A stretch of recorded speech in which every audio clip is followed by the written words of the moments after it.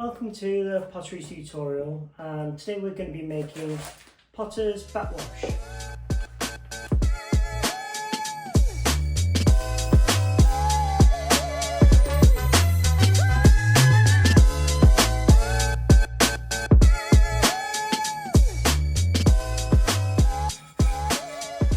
This is a material that you paint over your kiln shelves, and if your glaze runs off the ceramic onto the shelf, when you lift it off, it just plucks the batt wash off rather than damaging the kiln shelf. So let's take a look at this.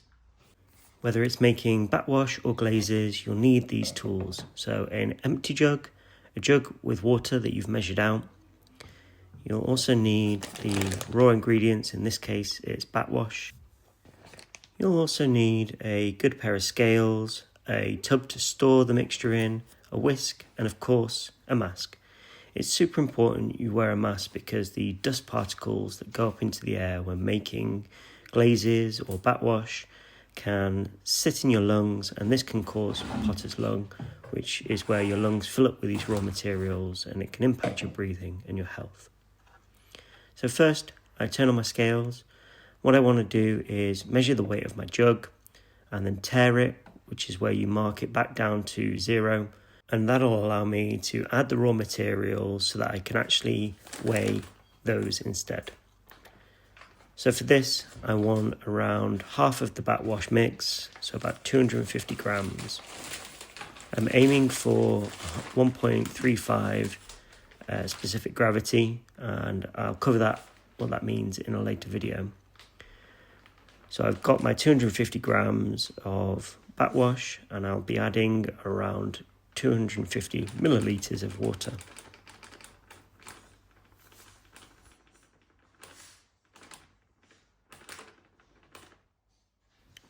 So I've overweighed it a little bit, so I'm going to come back in and just scoop out a few grams until I'm at that 250 target.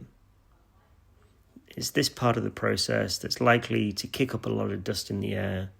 Once you've added the water later, you can remove your mask, but until then, it's crucial that you keep your mask on.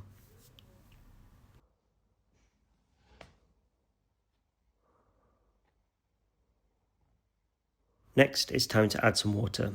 So I add the water just a little bit, and that'll allow me to whisk it into a thick paste. Usually I do about half of the water allowance.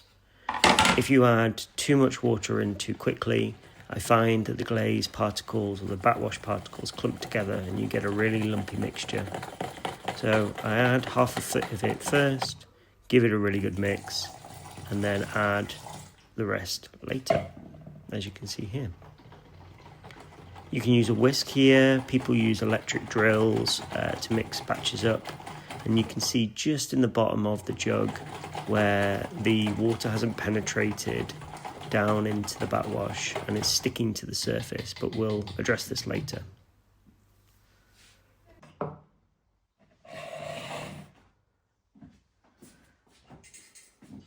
Once you've got the mixture, it's time to sieve it. For this, I'm using an 80 mesh sieve, which is more than fine enough for this. You can see here as I pour it in that the glaze or batt wash clumps up onto the surface of the mesh, and this means that it's not mixed properly. You can also see down inside the bottom here that clump of batt wash mix that I referenced earlier. So I'm just breaking it apart from the side, and then I'll force the batt wash mix through the mesh, and this will break down the particles. And you repeat this process over and over again until the mixture just pours straight through the mesh. Usually it takes 2 or 3 attempts.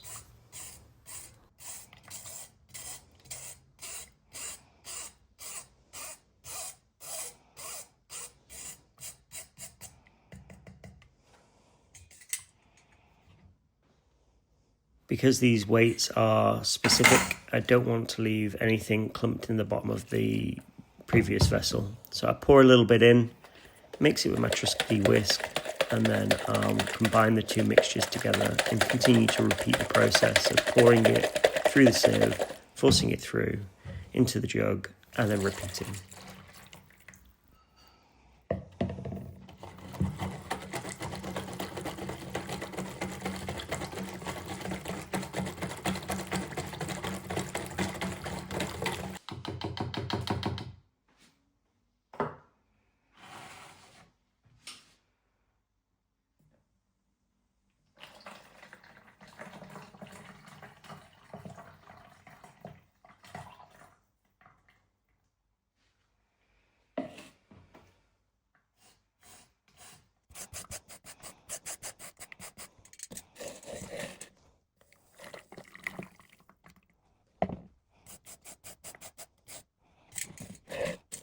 You'll notice now that I've done this a couple of times that it pours straight through and it doesn't really require much force to push the rest of the balance through. So this is a good indicator that the mixture is well mixed and ready to be used.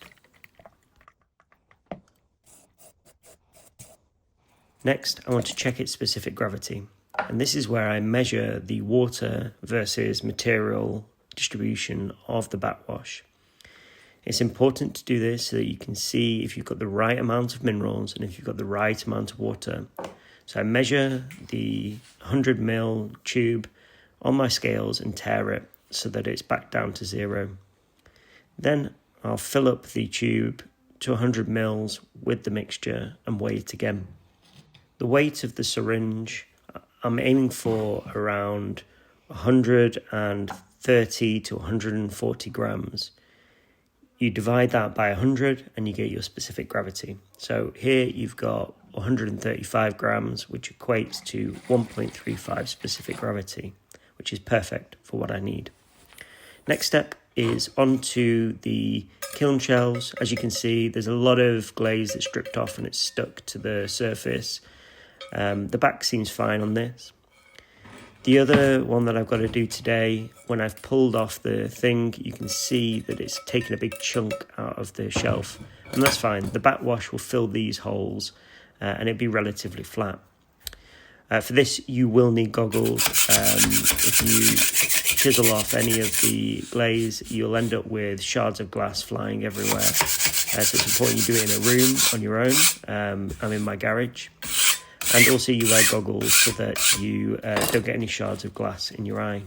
Once you've chipped it away, you come in with a 400 grit diamond sandpad tool, like this one here, and just work over the surface of the kiln shelf, polishing it back so that it's nice and flat. Again, you don't want any shards at this stage on the surface.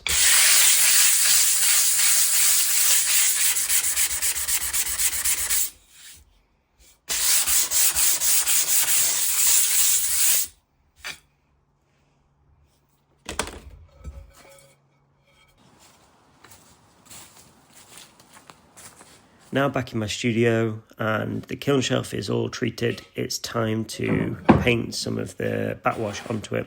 So for this I'm using a really large brush that I got off Amazon. It's a goat hair brush. It was super cheap, but it applies the batt wash really evenly to the surface of the kiln shelf and in large areas. What you want to do for this is layer up probably 3 or 4 layers of batt wash in very thin layers. If you paint it too thick, batt wash won't dry properly, it will bubble and it's likely to flake off. So for this, it's really important that you do really nice thin layers. You can see here how thin they are. So what I'll do is I'll paint one layer, set it aside for a few hours and come back and repeat the process. As a bonus tip, if you want to get those layers really nice and smooth, what I do is you paint in one direction, let it dry, rotate the shelf and paint in the other direction. And then you layer up these layers so that each brush stroke is in a different direction. And that'll leave you with a really smooth finished surface. Finally, it's time to fire it. So for kiln batt washes, you only really need to bring it up to bisque temperature, which is 1000 degrees. But as an added bonus, you can also fire your bisqueware on top of it and it doesn't stick. I wasn't sure if this would work, so I test it for you guys to make sure that what you read online is true. And I was really pleased to find out that you can bisque fire ceramic on top of the pre-fired batt wash and it doesn't stick at all. So if you want to make the most of your kiln firing and your batt washing, you can just chuck in a load of bisqueware as well, and it gets really cost effective for you all. So you can see here my firing schedule and how it increases up to 1000 degrees with a 20-minute soak. So I've set the kiln to fire and let's come back in a few days once it's cooled down.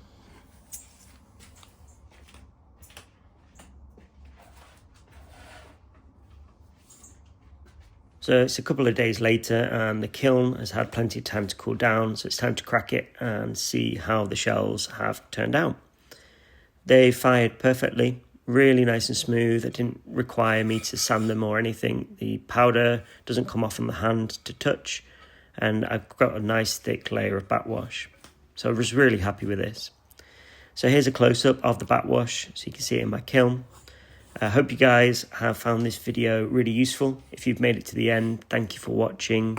Don't forget to give us a like and subscribe, and I look forward to seeing you in the next one.